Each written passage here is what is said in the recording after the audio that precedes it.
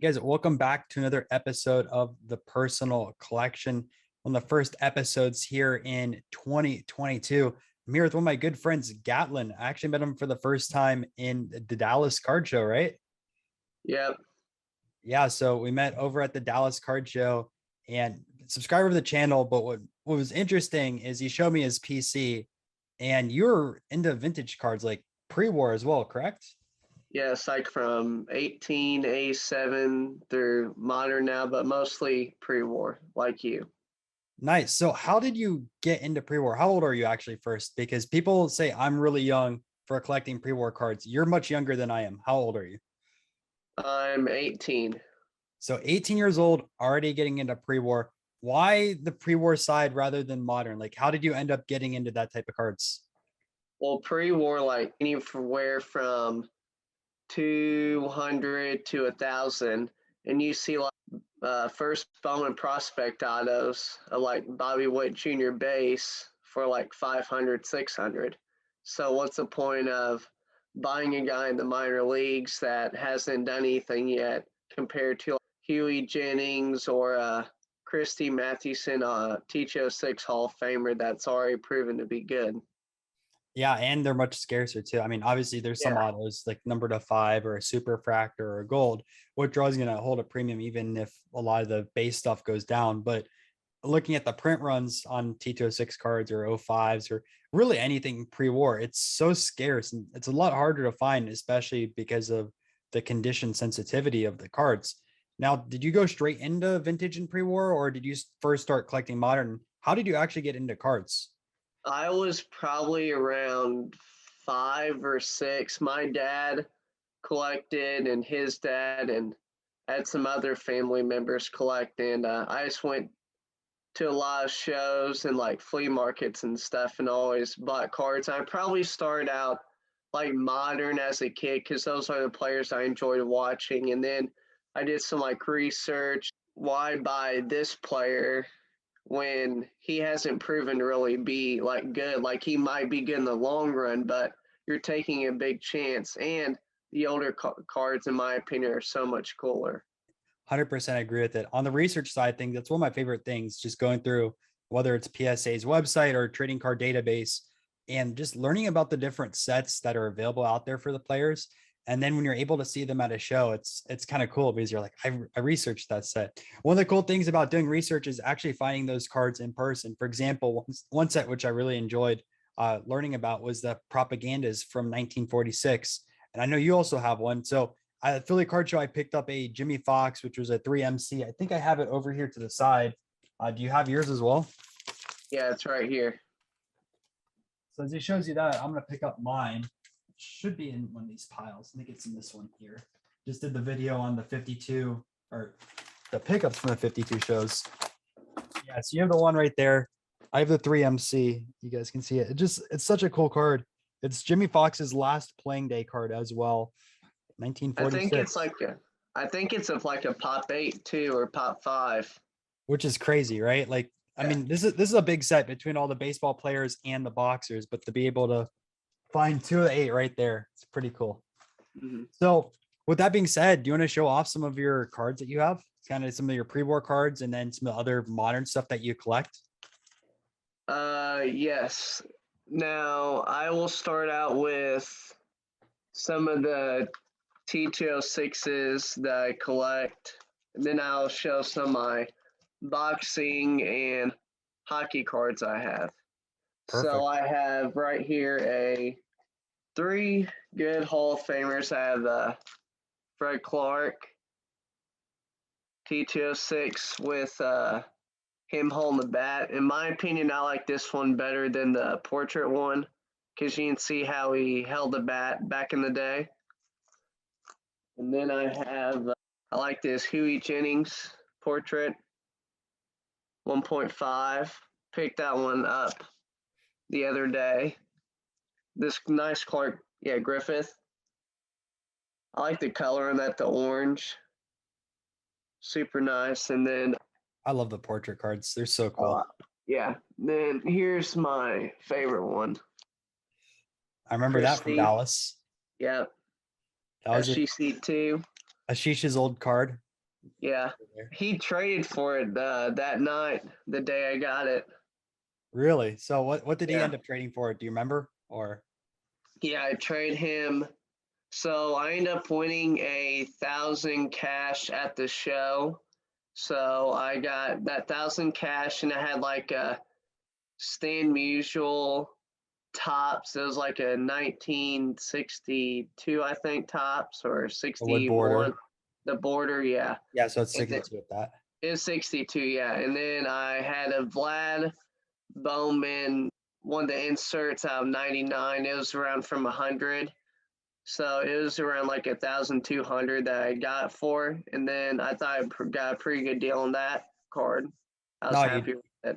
you definitely did. I mean, those have appreciated since you bought that as well. All the Yeah. Christy Mathewson stuff has, and it's one of the three big pitchers from that set between Cy Young, Christy Mathewson, Walter Johnson, and then Joss would be there if he didn't pass away at such an early age. Yeah. You can make a argument with who's better, Christie, Walter, or Cy Young. So Christy Matheson had like 350 wins, and he's a good pitcher. He had a super low ERA. I'm pretty sure he is a Triple Crown winner also. So super good pitcher. I want to get my goal this year. I want to get either the Ty Cobb TTO6 or Cy Young or Walter. I want to get one Nice. of those Well, this year. I'll tell you the Ty Cobb red portrait is on the top three cards that I want to get, at least on the baseball card side of things this year as See, well. I like the him holding the bat one, the blue one Yeah, I know Joe over, what you're talking about. over the red, because it's kind of like the Red Clark I have, because the way he held the bat back in the day. Yep, there's four Ty Cobbs, I believe, in that. There's The four, most yeah, the most expensive one is the green one, big which green. I don't like the green the best. Like I don't know Me why it neither. gets that much of a premium over the red. Someone who's more of an expert at T206 cards, let me know in the comment section. But I personally like the red. It's just such a striking image. It has the portraits, which I really enjoy from the set as well. Yeah, I like the red one. The green one is probably my least favorite out of all of them. And there's also the variation. I think it's called the orange one, or it didn't have Yeah, that final layer of the red. I occasionally see those at auctions, and I think that'd be cool, but I just don't have that type of capital to throw at that type of card. yeah. Then I also have some more like here's one I also have a John McGraw TTO6. I feel like he's super undervalued what he did. He's a player manager, and I think he has like one of the most wins as a manager. He's like top 3 or 4. He's definitely up there. Yeah. So now I'm moving on to some of my boxing cards. I don't have a whole lot like Ryan does, but I have some. I got this one from Ryan, the Jack Johnson. Yep. So Super cool. that was from the video I did the Chicago and also Orlando card shows. I wasn't even supposed to be in Chicago that weekend, but ended up going there, and that was my first pickup there. I have one back in my collection, but I know you wanted one. Uh huh. Yeah, I want to get that one gray just to keep it safe. No, I don't blame you. Definitely get it. I think it'll most likely get an A on it. Authentic. Yeah. Yeah, just because that one like cut in through the card. Mm. But still, I mean, it's Jack Johnson. For even being at like how cheap it is for an authentic or even a one, it's kind of crazy to me for how big of an impact he's had on sports and boxing in general. Like he's Mm. definitely on the Mount Rushmore for boxing, and like his impact on the sport or in the sports scene for like professionals was way before Jackie Robinson. Hmm. Yeah, I want to get a Sullivan and a Sam Langford Yep. over the summer. Those are some good ones. I have Langford in both the Ogden and also the Mecca, which you saw over there, and Sullivan obviously saw the Mhm. 1887 A and G, which Yeah, we were both looking at the same card, the good one, but I had to let you have it for your PC. yep, you'll get one. Yeah. And then this is probably one of my favorite ones just because of the story. It's Abe. He was part of Black Sox scandal. And I don't know the whole story on it. I think he's like one of the He knew the mobsters. yeah. He threw I believe he threw a fight, and that's kind of how he knew the mobsters. He kind of hanged Mm, out in that side of things, and that's why he kind of bridged the gap between the baseball players and the people trying to fix the game as well. Yeah, that's what it was. I remember reading about it, but it was such a long time ago. I've had for a while. Another boxer who's really good at this, it's Ray Robertson right here. It's Yep, 1951. the ringside. The rig side. I like these cards. They're so cool, It's man. like, I know, just like shows him hitting the dude like right in the face. I just like it a lot. And then have a 1948 Benny Benny Leonard. Leonard. There we go. Quite a few of his cards. Yeah. And then here's some of my autos. I have a Muhammad Ali 101 cut auto. This is probably one of my favorites just because he's probably one of the best boxers of all time, and I was happy to get one of his autos. I want to get his Cassius Clay rookie one day. It's just so expensive. I know that thing has skyrocketed. I'll be honest, I'm not the biggest fan of his rookie card just because of how people cut it out of the magazine. The back doesn't line up. Mm. It's I just like it though. The picture's awesome. oh, it 100% is. It's just such a weird card with the back out cut off. And it's so funny when you go when you talk about Muhammad Ali, they don't know what his real name is, like Cassius Clay. Yep. And then this one's not vintage, but it's Floyd Mayweather. Money Mayweather right there. That was so cool when you saw that. All right, saw that in Dallas. Yeah, it's out of 3. I want to I grab feel his like, rookie too. It's just so expensive. yeah, I feel like he didn't sign that much either, so I was really happy to get that. He only signs like Leaf, and I think he signed Triple Threads one year. Probably right with that. Yeah, I'm gonna go to. So let's take a look at some of your hockey cards. Here I have this 1979 Topps Wayne Gretzky. I picked this up at Dallas. I was super pumped to get this card. It's one of the cards I came there for. I think I traded a Austin Matthews. It was a Young Gun, and then I traded Austin Matthews Young Gun Canvas, but it was the checklist one, and it was a PSA 10. And I traded a Boba Fett short print Topps Chrome, which those have dropped a little bit. I think 300 cash. Oh, and the Michael Jordan Flair Universe. That's why I traded for that card. I think you definitely did well, especially long term on that one. Oh, I was super pumped. I think Wayne Gretzky is undervalued as it is. I agree with you on that. I mean, for how big of an impact he had on hockey, people are going crazy over Ovechkin stuff right now. I mean, Gretzky is hockey. I think you can get a PSA 10 Ovechkin for it's more PSA 10 than like a PSA 6 of Wayne Gretzky. It's so weird. It is. Like Ovechkin's good, but Gretzky's the GOAT in my opinion. And then another person who I think's really good is this Gordie Howe auto. I just like the picture on it. It's an older one too. It looks like. Yeah.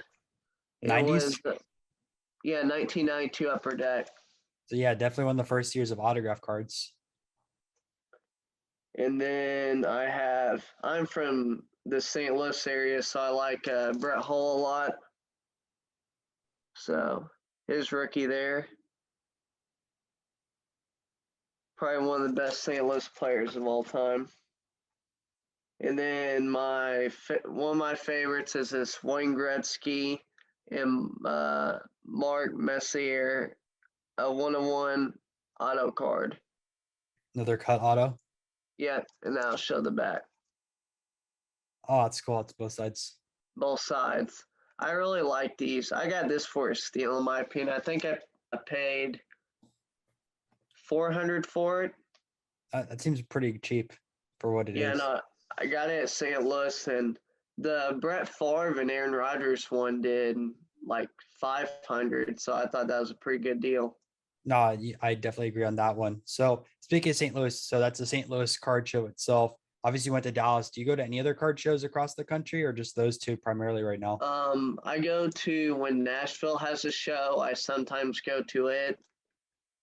It was the Music City one. That was a really good one. But I'd probably say Dallas and the St. Louis one that I went to this summer had like 90% vintage, and I love that stuff. I saw so many cards that I wanted, just couldn't pull all the trigger all at once, and I got some that I wanted in my PC. So Yeah, I I'm know. going to I'll I'm say going to this year. So again, so that was the St. Louis one you said, or the Nashville one?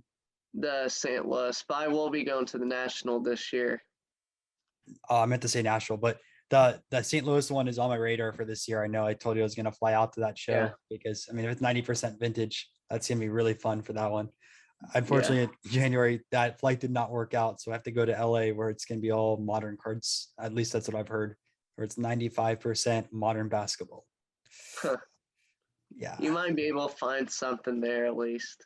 I hope so. Whether it's like a Juan Soto or a Walker Bueller or Flaherty, at least like, please, please pick up at least one card for that flight You, because I'm flying at like 6 a.m.